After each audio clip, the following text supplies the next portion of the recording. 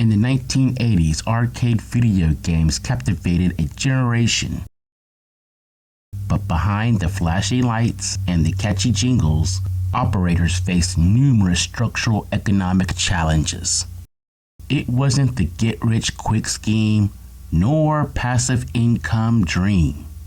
Arcade operators quickly discovered the industry demanded relentless hands-on attention and substantial ongoing capital to cover operational costs. This is the story of an industry propelled by rapid technological innovation, where groundbreaking advances in graphics, sound, and gameplay constantly pushed boundaries. Yet it concealed a fragile and unsteady economic reality. The reality was, in the early 80s, the arcade video game industry was exploding with success. Yet it stood on dangerously thin economic ice that was already beginning to crack. This is the story of video game operators in the early 80s and the economic pressures that limited their ability to make money. There were two types of video game operators. Arcade operators. These are the places that usually house between 10 to 60 games under one roof.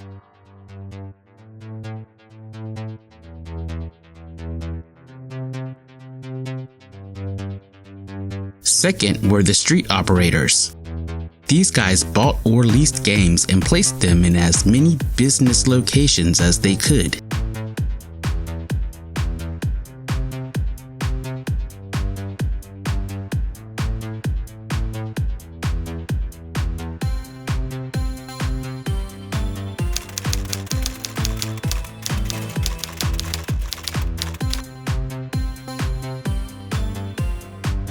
The operator had the game, the business owner had the space. The agreement usually worked like this. The operator and the business owner would split the quarters 50-50 or 60-40 in favor of the operator. The operator was in total control of the games. He or she could change them out whenever he or she saw fit. It was also the operator's responsibility to fix and repair damaged games. Taxes and fees levied by local governments were usually the burden for the operator, but there were times where these costs would be split as well.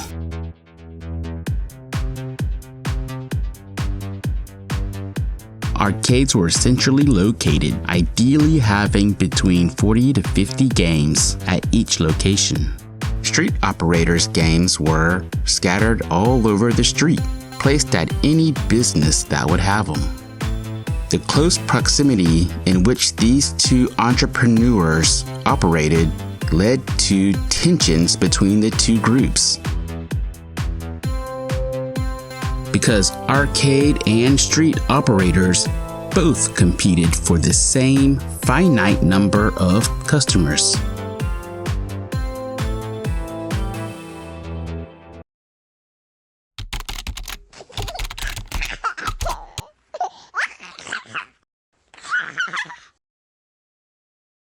This is David Rosen. He owned a coin-op company named Rosen Enterprises. In 1966, he merged his company with a company named Goraku Nippon Busan, which was also known as Service Games. After the merger, the company's name was changed to Sega Enterprises. Rosen became the chairman, president, and CEO. So basically, he was the king.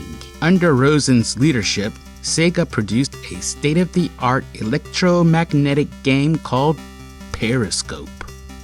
The game's price tag was not cheap, set at $1,295. Operators in America were excited about the game, but had deep concerns about the cost. They felt there was no way they could recoup the money spent to buy the game. Remember, in 1966, coin-op games were generally 10 cents per play. With operators balking at the price, Rosen had to act fast. And he simply suggested operators adjust the price per play from 10 cents to 25 cents. The operators listened and quarter plays were born.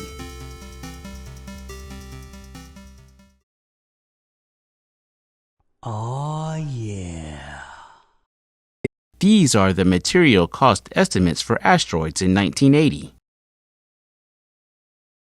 We got the main PCB, control panel assembly, coin door, cash box, blah blah blah.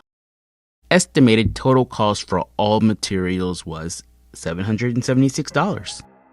Fast forward to 1983 and look at these cost estimates for Star Wars.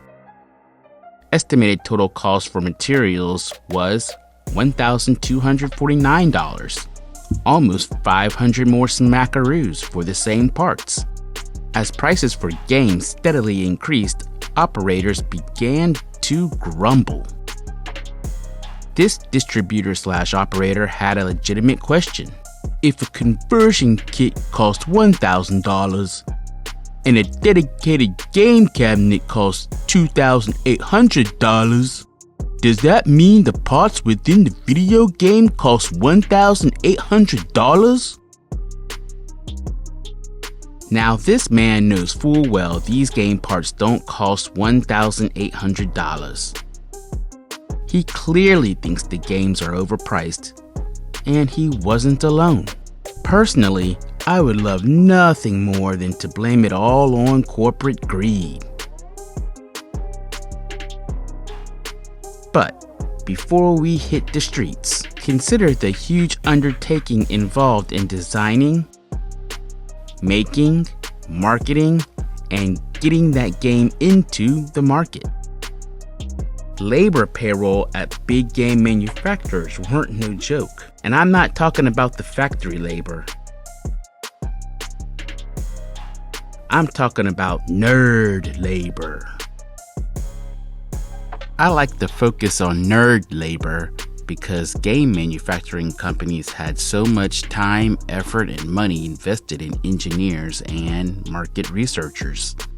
It was simple. The better engineers and market researchers you had, the better games you made, which meant companies had to invest huge sums of money for research and development.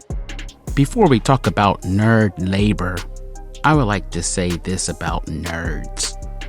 In school, they were probably marginalized, laughed at, dismissed, overlooked, and bullied. But always remember, nerds always win in the end. So I tip my cap to all the computer nerds responsible for making all the fabulous arcade games we played in the past, present, and future. This segment is dedicated to you. Let's meet the nerds. Of course, there were game designers, usually working in teams of 5 to 6 people, complete with a head designer, programmers, hardware engineers, and a sound guy for music and sound effects. All of these guys were engineers. Due to time constraints, I will mention a few of the marketing positions at Atari, but trust me, I'm just scratching the surface here. Marketing research supervisor Mary Takatsuno was in charge of conducting field tests for all new Atari coin-op video games. Her team of market researchers placed these games at select arcades and street locations, carefully monitoring their weekly earning capability. This data is from one of Atari's test markets from a street location. Missile Command tests well, consistently accounting for 15 to 18% of the location's gross income. Even better is Asteroids, constantly making up 20% of the gross for the same time period. Losers were Superman and Kiss, which I'm pretty sure were pinball machines. But really, who under the age of 88 cares about pinball? The numbers from Stevens Point Arcade tells us the dark side of operating video games. We see here a capital B next to the weekly gross income. It means the total gross revenue for that particular week had to be estimated. Why the estimation, you ask? Looking at the data for the week beginning March 8th, 1980, notice the capital D next to the game Tube Chase. This informs us the game was broken into and almost all the tokens were taken out. Therefore, the gross had to be estimated. There's more. By the capital B, there are 2 asterisks. This lets us know that for 2 consecutive weeks, the location was robbed. Robberies, machine break-ins, fake coins known as slugs being inserted into game machines, Even whole game cabinets being liberated. Theft was a real big nuisance. Shane Briggs was the international marketing director. He was in charge of all overseas sales products for the coin-op division. His headquarters was located in Tipperary, Ireland, but he was also required to maintain a residence in Sunnyvale, California, a suburb of San Jose. Jet setter. Promoting manager Dick Needleman cared for marketing and promotion in the southeastern region of the United States of America. Special markets manager Howard Rubin was responsible for opening up new markets for the coin-op video games. Atari wanted to see games in amusement parks and convenience stores. I guess whatever he did worked. Games were everywhere. Marketing sales supervisor Marianne Lane took care of organizing trade shows and other promotional events. This was a big deal. Trade shows were the place where game manufacturers, distributors, and operators gathered under one roof to talk business. Game manufacturers hyped new games, and distributors, along with the operators, went to try out the new games in search for the next big moneymaker. One of the biggest trade shows, if not the biggest, was put on by the Amusement and Music Operators Association. Sega demos a laser disc game, giving onlookers a glimpse of the future. Stern's new 3D game called Dark Planet draws a crowd. Data East unveils Burger Time, which would go on to be a pretty popular game.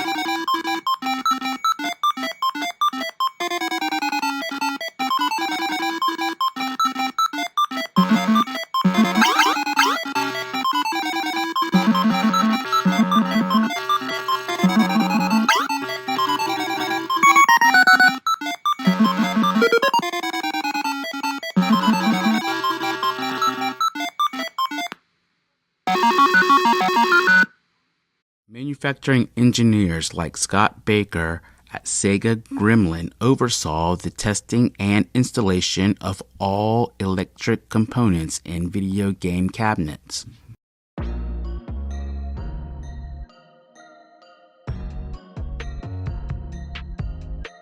Graphic artists produced the cool art found on the marquee and the side of the game cabinet.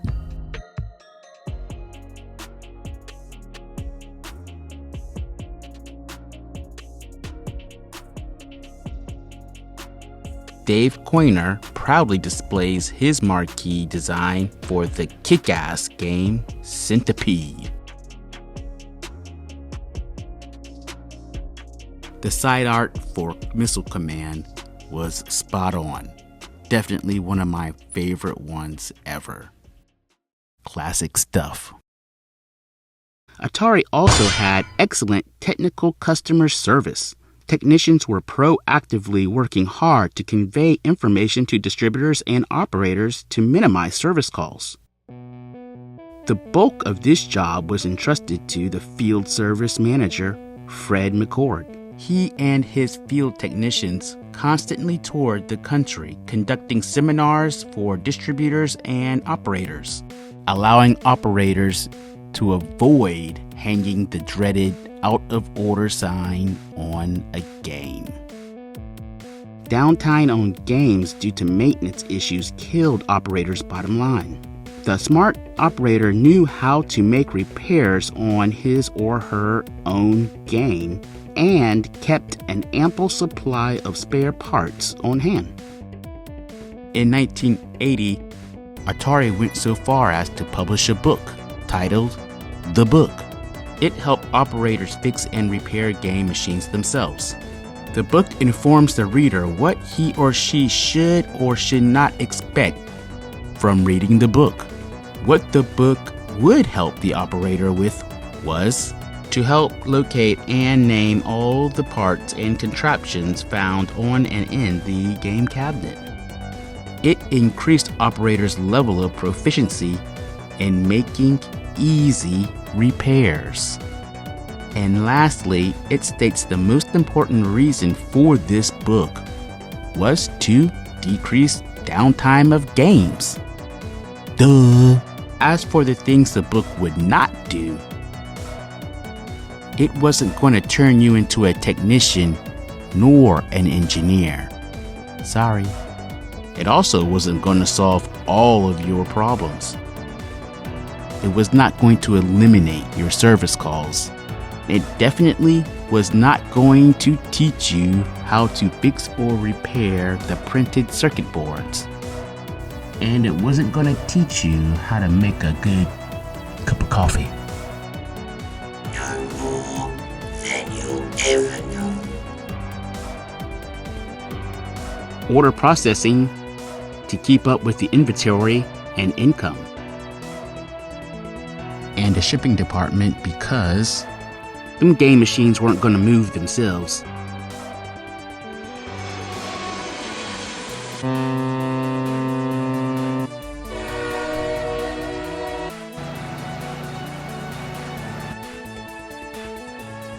Rising costs and cheap pricing were two of the main cracks that hindered the ability of arcade operators to make money. Thanks for watching, and I hope to see you on the next one when we'll talk about lifespan.